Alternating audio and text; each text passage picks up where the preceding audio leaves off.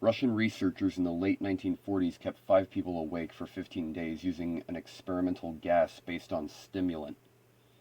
They were kept in a sealed environment to carefully monitor their oxygen intake so the gas didn't kill them, since it was toxic in high concentrations. This was before closed-circuit cameras, so they had only microphones and 5-inch thick glass porthole-sized windows in the chamber to monitor them. The chamber was stocked with books, cots to sleep on but no bedding, running water and toilet, and enough dried food to last all 5 for over a month. The test subjects were political prisoners deemed enemies of the state during World War II.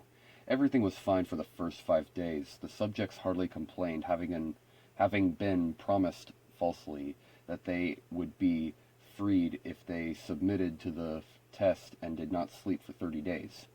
Their conversations and activities were monitored, and it was noted that they continued to talk about increasingly traumatic incidents in their past, and the general tone of their conversations took on a darker aspect after the 4-day mark. After 5 days, they started to complain about the circumstances and events that led them to where they were and started to demonstrate severe paranoia. They stopped talking to each other and began alternately whispering to the microphones and one-way mirrored portholes. Oddly, they all seemed to think they could win the trust of the experimenters by turning on their comrades, the other suspects, into captivity with them. At first, the researchers suspected this was an effect of the gas itself.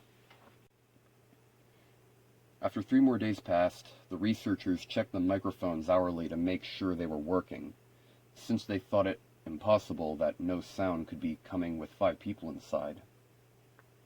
The oxygen consumption in the chamber indicated that all 5 must still be alive.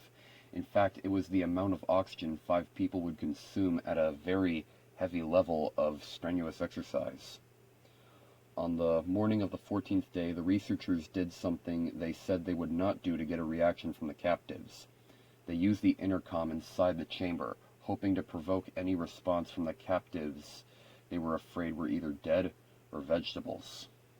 They announced, "We are opening the chamber to test the microphones. Step away from the door and lie flat on the floor or you will be shot. Compliance will earn one of you your immediate freedom." To their surprise, they heard a single phrase in a calm voice response. "We no longer want to be freed."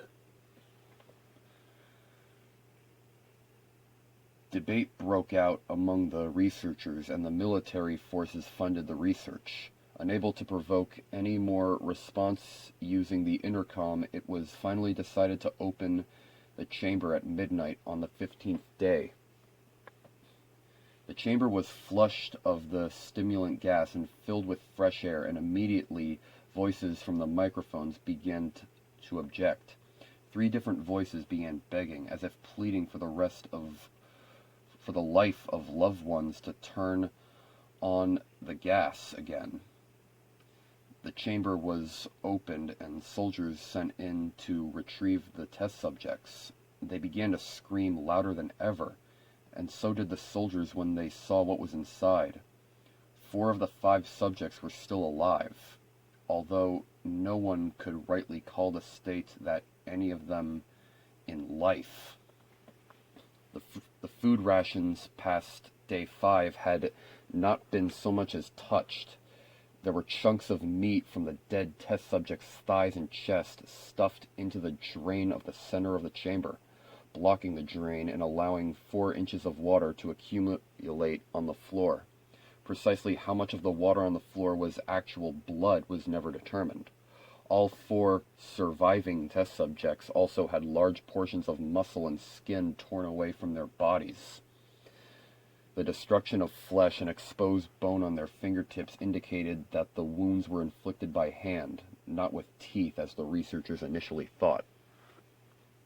Closer examination of the position and angles of the wounds indicated that most, if not all of them, were self-inflicted.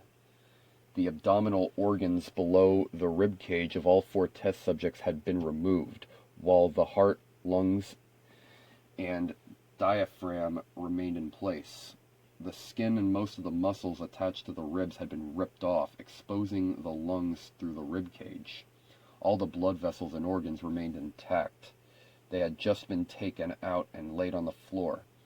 Fanning out around the eviscerated but still living bodies of the test subjects, the digestion tract of all four could be seen to be working, digesting food. It quickly became apparent that what they were digesting was their own flesh that they had ripped off and eaten over the course of days. Most of the soldiers were Russian special operatives at the facility, but still many refused to return to the chamber to remove the test subjects. They continued to scream, to be left in the chamber, and alternately begged and demanded that the gas be turned back on, lest they fell asleep. To everyone's surprise, the test subjects put up a fierce fight in the process of being removed from the chamber. One of the Russian soldiers died from having his throat ripped out. Another was gravely injured by having his testicles ripped off, and an artery in his leg severed by one of the subject's teeth. Another 5 of the soldiers lost their lives, if you count ones that committed suicide in the weeks following the incident. In the struggle, one of the 4 living subjects had his spleen ruptured and bled out almost immediately. The medical researchers attempted to sedate him, but this proved impossible. He was injected with more than 10 times the human dose of a morphine derivative and still fought like a cornered animal, breaking the ribs and arm of one doctor. When heart was seen to beat for a full 2 minutes after he had bled out to the point there was more air in his vascular system than blood. Even after it stopped, he continued to scream and flail for another 3 minutes, struggling to attack anyone in reach, and just repeated the word "more" over and over, weaker and weaker, until he finally fell silent. The surviving 3 test subjects were heavily restrained and moved to a medical facility. The 2 with intact vocal cords continuously begged for the gas, demanding to be kept awake. The most injured of the 3 was taken to the only surgical operating room that the facility had. In the process of preparing the subject to have his organs placed back within his body, it was found that he was effectively immune to the sedative they had given him to prepare him for the surgery. He fought furiously against his restraints when the anesthetic gas was brought out to put him under. He managed to tear most of the way through a 4-inch wide leather strap on one wrist, even through the weight of a 200-pound soldier holding that wrist as well. It took only a little more anesthetic than normal to put him under, and the instant his eyelids fluttered and closed, his heart stopped. In the autopsy of the test subject that died on the operating table, it was found that his blood had triple the normal level of oxygen. His muscles that were still attached to his skeleton were badly torn, and he had broken 9 bones in his struggle to not be subdued. Most of them were from the force of his own muscles had exerted on them. The second survivor had been the first of the group of 5 to start screaming. His vocal cords destroyed, he was unable to beg or object to surgery, and he only reacted by shaking his head violently in disapproval when the anesthetic gas was brought near him. He shook his head yes when someone suggested reluctantly they try the surgery without anesthetic, and did not react for the entire 6 hours of the procedure of replacing his abdominal organs and attempting to cover them with what remained of his skin. The surgeon presiding stated repeatedly that it should be medically impossible for the patient to still be alive. One terrified nurse assisted the surgery stated that she seen the patient's mouth curl into a smile several times whenever his eyes met hers. When the surgery ended, the subject looked at the surgeon and began to wheeze loudly, attempting to talk while struggling. Amusing, this must be something of drastic importance.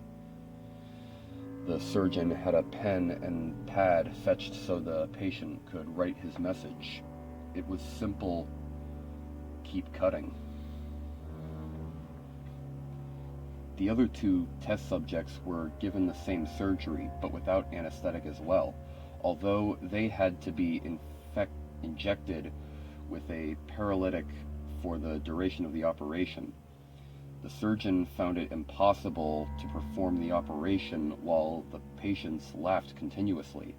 Once paralyzed, the subjects could only follow the attending researchers with their eyes.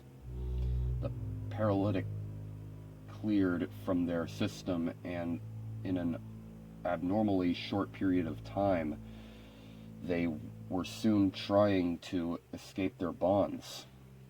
The moment they could speak, they were again asking for the stimulant gas. The researchers tried asking why they had injured themselves, why they had ripped out their own guts, and why they wanted to be given the gas again. Only one response was given: "I must remain awake." All three subjects' restraints were reinforced, and they were placed back into the chamber, awaiting determination as to what should be done with them. The researchers, facing the wrath of their military benefactors for having failed the stated goals of their project, considered euthanizing the surviving subjects. The commanding officer, an ex-KGB, instead saw potential and wanted to see what would happen if they were put back on the gas. The researchers strongly objected, but were overruled. In preparation for being sealed in the chamber again, the subjects were connected to an EEG monitor and had their restraints padded for long-term confinement. To everybody's surprise, all three stopped struggling the moment it was let slip that they were going back on the gas. It was obvious that at this point all three were putting up a great struggle to stay awake. One of the subjects could speak, hummed loudly and continuously. The mute subject was straining his legs against the leather bonds with all his might, first left, then right, then left again for something to focus on. The remaining subject was holding his head off his pillow and blinking rapidly. Having been the first to be wired for EEG, most of the researchers were monitoring his brain waves in surprise. They were normal most of the time, but sometimes flatline inexplicably. It looked as if he were repeatedly suffering brain death before returning to normal. As they focused on paper scrolling out of the brainwave monitor, only one nurse saw his eyes slip shut at the same moment his head hit the pillow. His brainwaves immediately changed to that of deep sleep, then flatlined for the last time, as his heart simultaneously stopped. The only remaining subject that could speak started speaking to be sealed in now. His brainwaves showered the same flat lines as one who had just died from falling asleep. The commander gave the order to seal the chamber with both subjects inside, as well as 3 researchers. One of the named 3 immediately drew his gun and shot the commander point blank between the eyes, then turned the gun on the mute subject and blew his brains out as well. He pointed the gun at the remaining subject, still restrained to the bed, as the remaining members of the medical and research team fled the room. "I won't be locked in here with these things! Not with you!" He screamed at the man strapped to the table. "What are you?" he demanded. "I must know." The subject smiled. "Have you forgotten so easily?" The subject asked. "We are you. We are the madness that lurks within you at all."